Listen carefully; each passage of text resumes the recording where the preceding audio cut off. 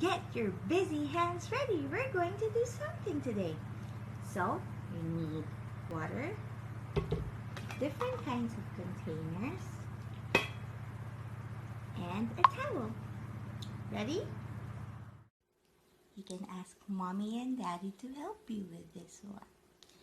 Now, you can get your bottled water and we're going to practice pouring water in different containers.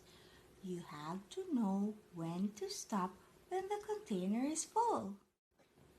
We have to hold our water bottles properly. How many hands are we going to use to hold the water bottle? Oh, very good.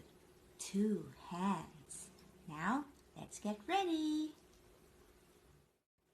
Let's start with the biggest one. Pour slowly, and it's almost full, so I need to stop. Let's go to the next one. After you pour the water in different containers, you can pour it back inside the water bottle. Now I'll pour it slowly. See, I'm doing it slowly. You can also use a funnel to prevent the water from spilling. So I can pour it properly and slowly back inside the water bottle.